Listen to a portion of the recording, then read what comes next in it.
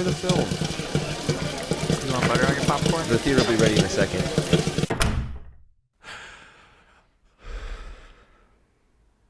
You okay, Greg? Yeah, I'm fine. I'm okay. You're looking pretty tired. Yeah, kind of upset. I just don't know anymore. Is that bird shit on your suit? I don't know what to do about all these fucking birds. I will say the last couple of weeks, we've had to start the podcast without you because you've been busy out in the theater. But today, you've spent the whole time in the break room. Don't make me go out there. Just sitting quietly. Don't make me go out there, guys. Oh, it's so loud. So many birds. Yeah, you filled a bathroom with parrots. Everyone's so mad. Yeah, At because the birds, I assume. you filled a bathroom with parrots. They're mad at you. Why? The birds are the ones shitting on everything. Everywhere. You did bring the birds in here. No, but they're And the pirates who wrestle people to the ground. Yeah. And now everybody's so mad. Derek from corporate, he sent me an email. And I don't know how to open it. Oh, Wait, are we part of a many franchise? Birds. You don't know how to open emails? Oh, so many buttons. How do you know he sent you an email? Because a little thing popped up when. Just Email click from on Derek. that. You click on Yeah, that. just I didn't react fast enough. I tried to use the little pointer thing, but it wouldn't. how are we just learning this now about you that you don't know how to use a computer? Ugh. What's it look like out there? You guys came from out there. What's it look like? What day of the week do you think it is? Yeah. Oh, March. Well, Nope. I think nope. it's in March. I don't know what day in March, but I think we're still in March. Well, We it's Friday, like it always Like is when usual. we record these. that should be some sort of hint. Okay. We record these on Fridays? Every Friday. Oh boy. Golly, my book is off. Yep. Yeah. Scheduling. You thought it was March. It's Friday. You thought it was March. But it's chaos out there. It really is. Oh, All day today, it was no. just, we were drowning. What? Did the We're- pipes burst? Not literally Yeah, drowning. it is I a mean, metaphor. we had customers unsatisfied all day. We had bird shit in our lobby. Oh no. We had birds escaping into the Oh, air no. ducts, Those things rafters, cost wherever they so go. much. Yeah, you can hear him just like walking around up there. Oh no. flapping around. Listen to it. That's what that sound is. Oh, What did you think that was? Yeah. I don't know. I guess it could be any number of I things. thought maybe there but were rats in the walls. That would have been better, huh? much I better don't than. know. Yeah, pretty much none of these new policies are really working out for us. Yeah, I found a one bird dead in the popcorn machine. That was me. I just assumed one had gotten in there at some point. No, I was experimenting. Please Go go on. I wanted to see what a parrot would taste like. Popped in popcorn.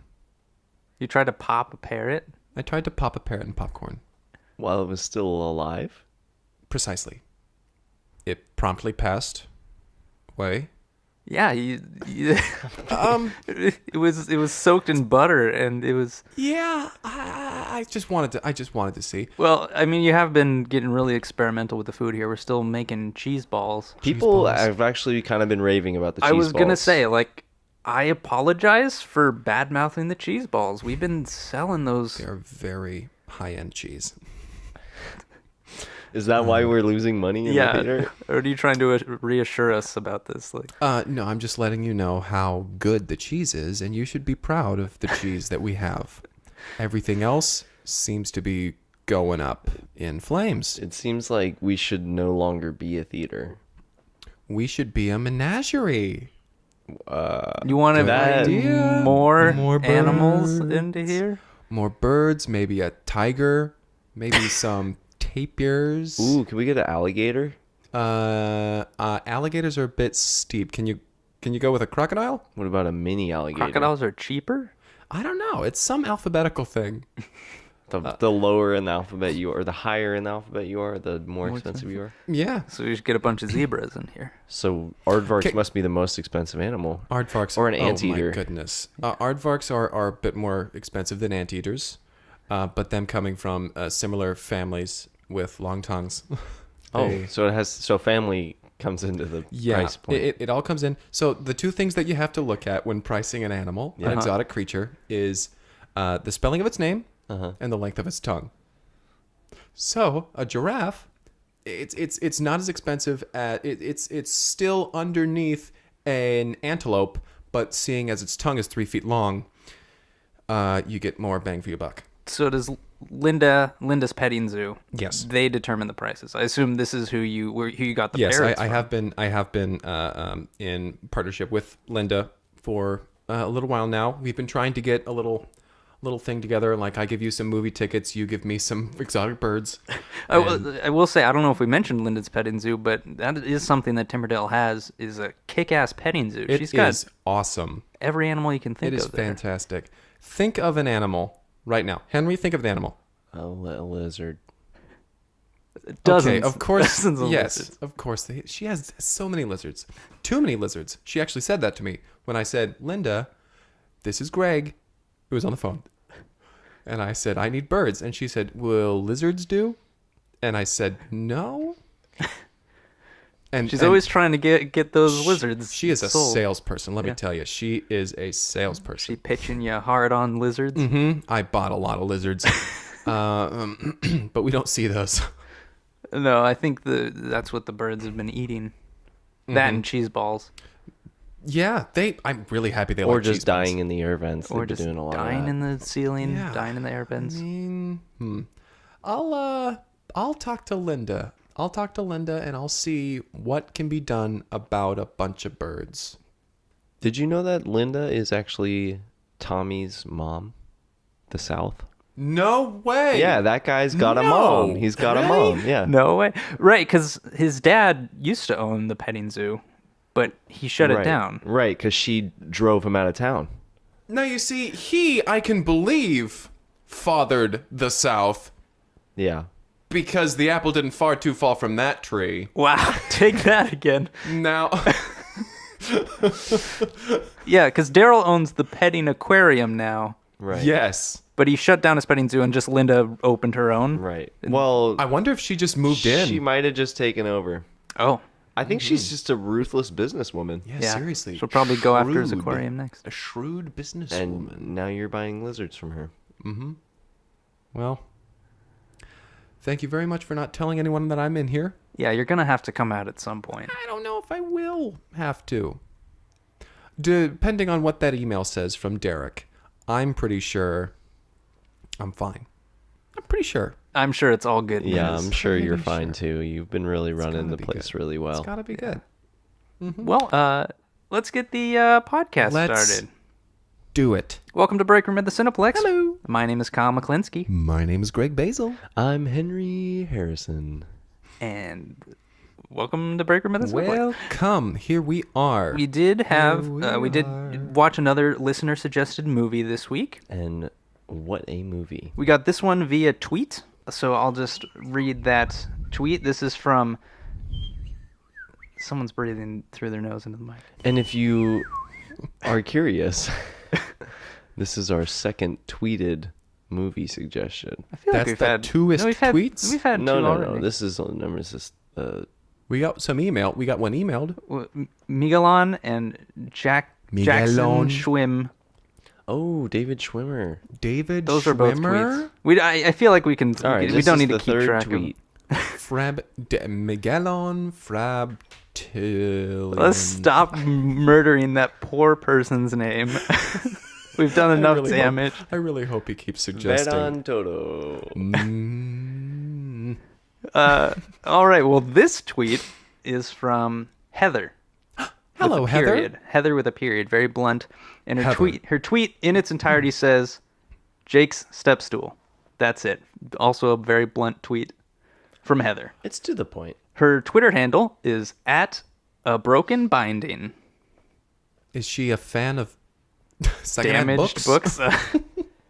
But yeah, her tweet says Jake's step stool. So we tracked down a copy of Jake's step stool, which is kind of hard to say. Yeah, a little bit. So let's dive right in. Jake's step stool is about our character Jake, who is a newly discovered carpenter. Mm-hmm. And, newly discovered. He was actually playing a sci-fi bad boy rebel, and then it came out that he was a really good carpenter. And so he started getting private contracts from celebrities in Hollywood. A lot of, high profile people wanted his carpentry in their house because he had established a name for himself. Right. And where we pick up in his story is when he is just finishing his biggest project to date. He was finishing a violin for a concert Violinist. Uh-huh. Yeah. Yeah, he's a very precise carpenter who also makes instruments. So precise. Wood-based instruments. Yeah, so precise.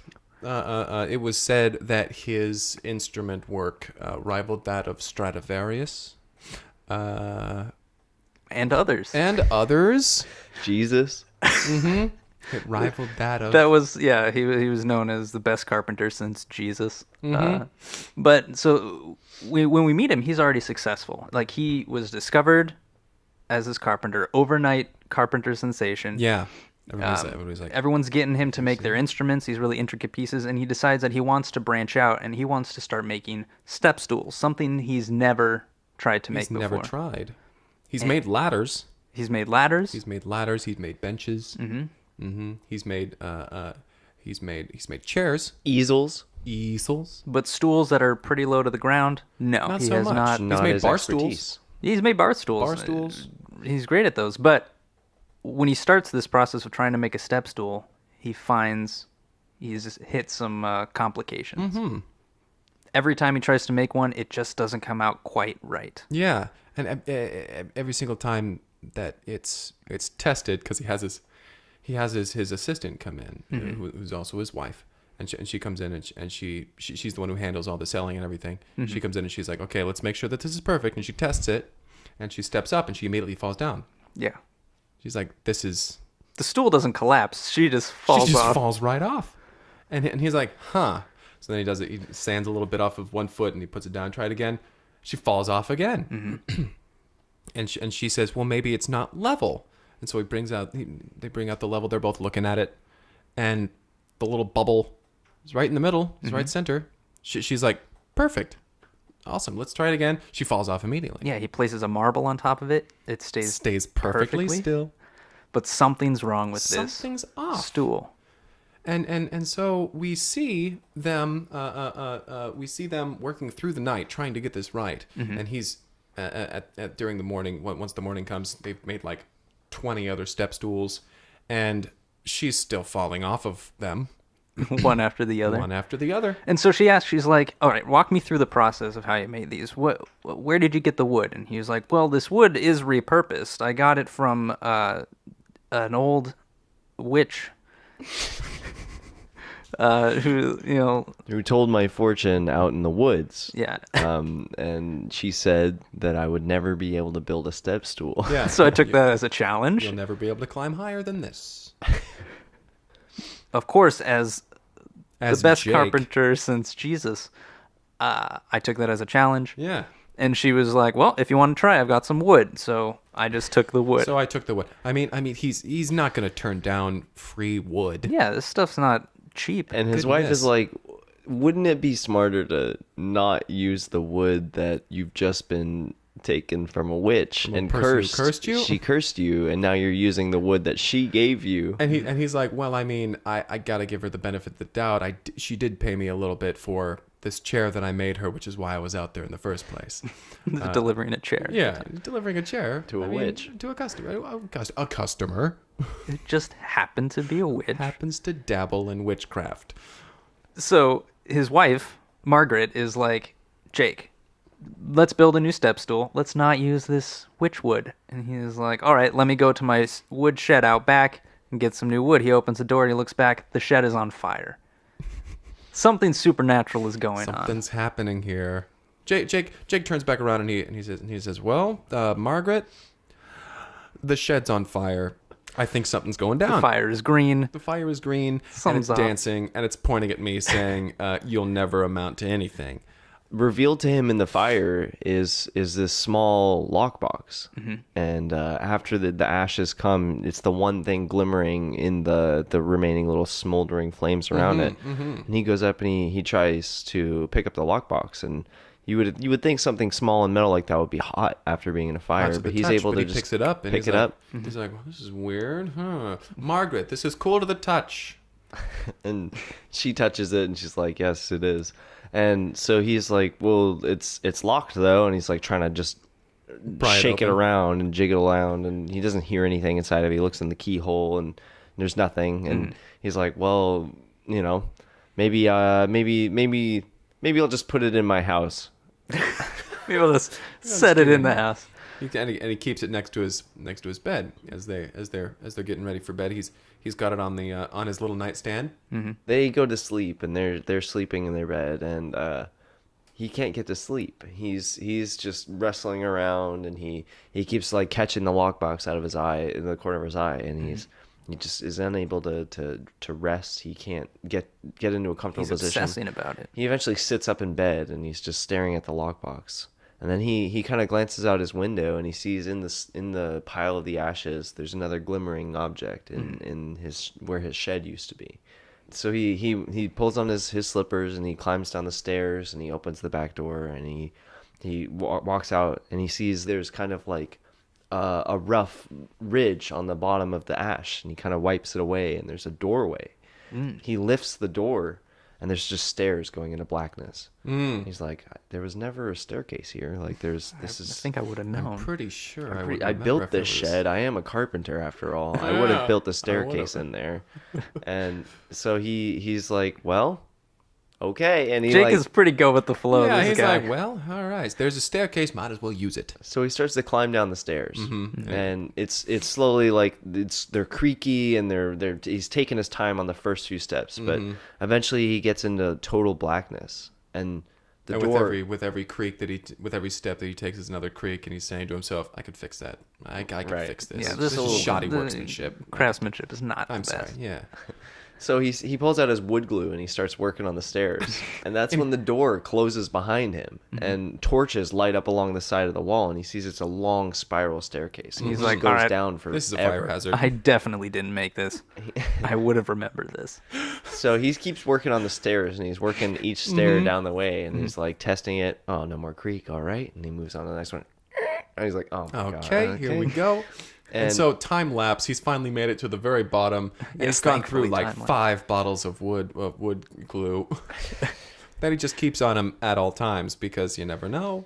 You never know. This guy is a damn professional. He's got his tool belt on. He There you always go. is at the ready. Yeah, when he put on his slippers, He put on also his the tool belt. Yeah. Yeah. And so he gets to the bottom of the stairs, and he realizes he's in this great big hall that's underneath his house. And he's like, Great "Oh." big hall, and he's walking down the hall, and as he's walking, he's thinking to himself, this is getting really weird. I wonder if this is like what I wonder what I wonder what in the world could be going on. And he has kind of like a stroke. Yeah, he's like whoa, whoa, whoa, whoa, whoa. And He's he like gets- a little too much wood glue. So- he sees at the end of the hallway, he sees a door, Yeah. a big heavy door. We know it's heavy because when he gets there and he tries to open it, he's pushing and he opens it into like, this big room. He's like, "Oh man, a little WD-40 on there would really fix Would the really problem." fix this up. And he looks, and in the middle of this big room is a light shining directly down onto a pedestal, and on this pedestal is a stepping stool. So, he walks slowly towards it, this illuminated step stool, and as he's going, each time he passes a torch, it lights up, because it's all very supernatural and mystical, and it's illuminating these busts on pedestals that are lining the walls, each one carved out of wood. Just amazing craftsmanship, and there are these men and women. He's glancing at these people, and he's like, "This is weird," and he gets to the step stool, and he's inspecting. He's like, "Wow, this is really well made. done." He takes out a marble and he puts it on it. It's like Doesn't move. perfectly level. And he picks it up and he starts looking at it. And he flips it over, and on the bottom of the stool, there's text burned into it. Right. And he starts reading it out loud because it's a movie. And basically, what we gather is that Jake comes from a long line of craftsmen, craftsmen and Dating women, all the way back to Jesus. dating all the way back to Jesus, back. and He all is- of them are witch hunters, witch hunters and carpenters And prophets. and prophets. And prophets and chocolatiers. Like, I mean, that one 'cause doesn't Jake- get into it. We don't get into the chocolatier. Jake always wondered like where he got his carpentry talent from because he was trying to be an actor. You know, He was an actor. he was an actor. He was an actor. And then his carpentry grabbed hold of him, you know, and like he was like, I didn't ask for this life, but I guess, you But know. here it We get this look of realization on his face, and that's when we hear this voice coming from behind, like way ahead of where he would be standing in this big room, and it's kind of like this old curmudgeonly man who walks out, and he's like, "So there, sonny boy," and he's like, "Who are you?" And he's like, I'm your great grandfather," and this is the first time. here to protect the stool. And they have a conversation, and he comes to realize that his great grandfather was cursed to never make a step stool as well. And it's been this sort of battle between him and the witches, his family and the witches, For generations. for generations, going back all the way to Jesus. And his great grandfather was the last remaining of his generation, because after his father was born, the witches came and they took his father away after he had just given birth to Jake. So he basically realizes, like, how did you make this step stool then? It's perfect in every way. And he's like, well, I dedicated my entire life to it. Like this was my entire life. This was my destiny. My destiny was to make the stool. Your destiny is to use the stool and to bring he's down the witches. He's like, that makes sense. Like this is my calling. This has always been my calling. I just never knew it until right now. And so he takes the step stool and he goes back up the spiral staircase. And he's making note that none of them are squeaking. Right. He's feeling pretty good It's about all himself. good. Yeah, it's a good ego boost. It's a good Yeah. good ego boost. And he makes up the way. He closes the door behind him, and he goes back to sleep. Yeah, he just leaves his great grandfather down there. Yes, his great grandfather was like, and if you'd like, I can show you how to use the stool. And he just kind of leaves. Like, wait, where are you going? I mean, he's lived down there for He's probably what, fine. 50, 60 years Yeah. now. Yeah. So when he goes back to sleep, and when he wakes up in the morning, and as he's getting up and wiping his eyes and coming down the stairs, he's like, Margaret, I had the weirdest dream. I dreamt that I was going down a staircase that was very shoddily made, but I fixed it. Don't worry about that. I found this hallway. He with a enters the big kitchen, door. He right. enters the kitchen, and she is standing atop the stool, and she says to him, Jake, this is perfect. I knew you could do it. Very well done. I haven't fallen off. I haven't fallen Not off even a little. once. Well, I've fallen a little bit, but that was me. That one's on me. And he's like, well, thank you. I made that, by the way. Yeah. And so she is like, well, it looks like your curse is lifted then. And he's like, not by a long shot. And so he's like, I need to hunt this witch down. And she's like, well, I guess that makes sense. To deliver the stool, correct? You want to hunt her down to give her the stool you promised to build her. And he's like, And yeah, he I'm kinda going to looks give at her He's the like, stool. Oh, yeah. I'm going to give her the stool, all right. And Margaret's like, that's a weird way to say that, but I hope you're not cheating on me. I'm going to take you at face value. And so he takes the stool and he sets off on his hero's quest. Mm-hmm. He starts down the wooded path toward the witch's house where he was the other day. Yeah. I mean, he lives right alongside this big forested area because, I mean, he's a carpenter. He's He a wants to be carpenter. around wood. Yeah, he likes the wood. He's a big fan of wood. Big fan of wood. It's not long before he starts to reach the edges of the witch's property, and he kind of senses the like there's an element of danger in entering this area. Yeah, the sky, like the trees get thicker, so you can't see the sky as much. There are crows and ravens. It's very, sort of classic fairy tale witch stuff. And down the driveway, he sees the witch's cottage, and he grips the stool in his hand, and he looks down the path, and he's kind of filled with determination at this point. And as he's trudging down, as he gets closer, the text starts to illuminate line by line as he's getting closer and closer to the cottage.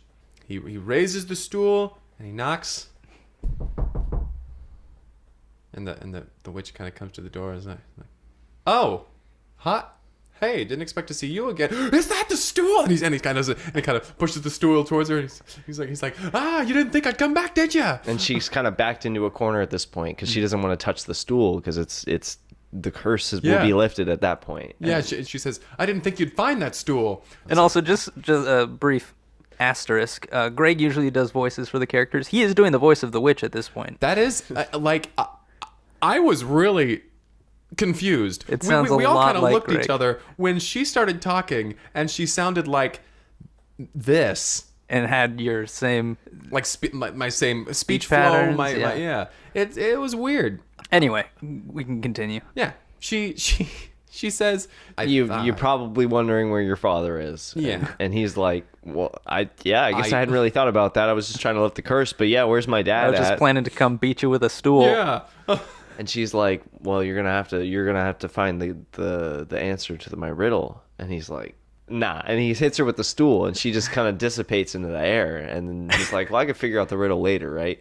And then he notices, he's like looking around the cottage at all the things around, and like as she's kind of like erupting into like magical energy, she's kind of like shrieking and shriveling up and exploding a little bit. And he's like he's looking around, he's like, okay, there's like flour up there, there's like Meanwhile, in the back... and there's like newts and eyeballs, and he's like, and he notices up on a shelf there's like a glimmering thing. He's like, that right there, and he grabs his step stool and he puts it down. He's able to reach high up and grab the key off the top of the shelf. It's like it's always the thing that's glimmering. That's glimmering. Always. And so he shoves the key in his pocket, and he's like, well, I guess I'll take the stool with me since it saved my life. And then he leaves the cottage, and as he's leaving the cottage, it's kind of just imploding on itself. Like it kind of sucks itself into its own cottage, and like the sky lightens up, everything gets a little like brighter and more vivid. The birds start singing. And he's just kind of whistling a tune as he's walking down the street. And Yeah, he's taking all of this in stride. Yeah, goodness.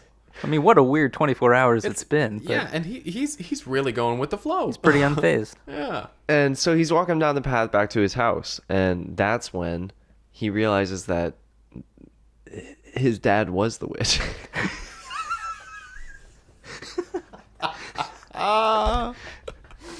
In a shocking twist. Nobody believed in me less than my father. That's the connection. Well, he thinks back to what she was saying to him and his brief memories of his father, who was, of course, kidnapped right after he was born, but he still has foggy memories of things his father said, like, this Like, kid you'll will never build a step stool. Yeah, he's thinking back to when she initially was making the claim that he would never build a step He stool. rushes home. And he runs up. Margaret's like, "Oh, welcome back, Jake. You have a step stool? Can I step on the step stool?" As he runs upstairs, and he runs over to the lockbox. Right. And he goes up and he fits the key in there, and he opens it up. Inside is a note that says, So it says, "I'm proud of you, son." "I'm proud of you, son." And he realizes, the witch was his father. The whole time. And so indirectly, it was just trying to lead him to the family secret, to the family Stool. to his great grandfather, Yeah. who lived under his shed for years. To his destiny, Yes. which Because is to take a step stool. To He didn't make himself. hunt witches. He had to hunt witches, and his father knew that he had to make the ultimate sacrifice in becoming a witch. He's closing the circle. Listen, all the threads are there, and it makes sense if you Yeah, if you you're just watching. You watch the don't movie. pull on one thread, Yeah. then you're fine. Just don't touch it. It's Don't pick at it. Don't look at it. And so he reads this note from his dad, and he cries a little bit, and he's like, I'm gonna continue the legacy, and he starts to work on his final step stool, and he levels it out, and he shaves down the edges, and then he has his wife try it out, and she steps on there, and she's like, this right here is a quality step stool. And he's like, hold on, let's wait 5 seconds just to make sure. She wobbles a little bit, teeters. And then she's like, starts to step down. Cut to black. It's sort of that Inception ending where it's like, you're not sure. did she fall off? Right. Is the top gonna fall over? Is it all a dream? This Are film his probably would have made kids- more sense if it all was a dream. If it was Inception. Yeah. Oh, yeah. What This you would have said. made more sense if it were Inception. If it was the movie Inception. I mean, this was starring Leonardo DiCaprio. It was, As now the that you witch. say it, yeah. It was Martin As the Scorsese, witch. right? The This was a director. Scorsese film, right? Yeah. I think it was a Scorsese film. So of course you gotta have Leo. I think he did a good job as the witch. Very convincing. It made sense why the witch sounded like a 20-something-year-old guy Yeah. instead of an old woman. Yeah. Did you have a favorite part? Yeah, favorite lines of dialogue or characters or scenes? I liked when he brings the stool down for the when he comes down to the kitchen and Margaret is standing on the stool and he says to her, "Yeah, I totally made that. That was me." Right. And then he kind of does this shifty eyes thing back and forth. And Margaret says to him, "Why are your eyes shifting back and forth?" Did you make this overnight? We both went to bed at the exact same time? and I woke up and you were there. Why do you smell like wood glue? Have you been mending stairs at night again? Have you been having interactions with your long forgotten grandfather? It was interesting the fact she guessed that he might have interacted with his grandfather. Yeah. I mean, do you guys think she was a witch the whole time? I feel like there are layers to this, and I think that might be one of them. But the thing is, she didn't sound like me. Yeah, So I don't know. all it doesn't all line up Yeah. quite right. Like, just don't pull the thread. That thread could be leading to another one. Do not touch it. Don't touch it. I enjoyed during the early on in the film when he first was starting to make stools after being challenged by the witch, saying he could never make a step stool. I mean, we talked about the point where he was like, he had these stools and they were level and they were precise, but at the beginning of that montage, like, he is struggling. His first stool is just, it's just a mess. It looks like there's something. nails and screws sticking out of it, and there's only one leg. Then, like, his next one, he's got 2 legs. He's got And 2 legs. He's like, you can see the progress, and I really like that. It's like It's almost there. we saw It's like you really could have just worked on that first one. just like kept add going. more Yeah. legs. But yeah, it shows like his dedication to this and like what a driven person Jake is. To really hone your craft. Yeah, I mean, right. he is the world's greatest carpenter. And when someone tells the world's greatest carpenter, you can't carpent this, he takes that as a very personal challenge. And so I like that driving force is what ultimately led Jake down through his hero's journey to go beat a witch to death with a stool. That turns out to be his father. Turns out to be his father. I gotta say, his father had to be my favorite character. Yeah? Yeah? Like, he's definitely like the driving force of the plot. Oh, yeah. He actually cursed his son. Was legitimately a witch. Set fire to his wood shop, Set yeah. fire to his shed and dissolved when he was touched with a stool that his father had made. That's that bond between Just father and son. don't Yeah. touch it. Don't touch it. Do not investigate further. Don't look into it. Just Jake's step stool. That's why That's it. there's Jake's step stool. nothing else needs to be That's all I said. need. I Just can't like the say tweet. it was my favorite movie, but I can say 8 out of 10. I can't say that I fully followed all the threads, but I can say 4 out of 10. I can't say preposterous, You're but right. I can say 5 out of 10. All right. Well, I want to thank Heather Heather. again for sending us Jake's step stool. I'm not sure why. Yeah, why would you send this? It was a movie weird to one. us? I mean, I appreciate it though. I It's do weird that we're appreciate able it. to recall the plot so perfectly every time. Yeah. Like, That I is feel weird. like sometimes we miss, like, little parts here and here. But this plot in particular, I feel like we nailed it right on the head. Right. Not a scene was missing. Nope, not even. Not a little bit was missing. Every detail was there. I would say, yeah. I mean, most of the films we review, you go watch it yourself. There's going to be stuff that we don't have time to cover. Maybe we didn't like a certain part as much, so we just didn't think to mention it. Yeah. Or maybe. But with Jake Stepstool, I mean, don't even bother. You know the story, Yeah. and don't touch it. Don't even go looking for this movie. Yeah, man. I guess that's the episode. The theater continues to be in disarray. Hopefully, we'll get these birds out of here. Hopefully we can get these people out of here.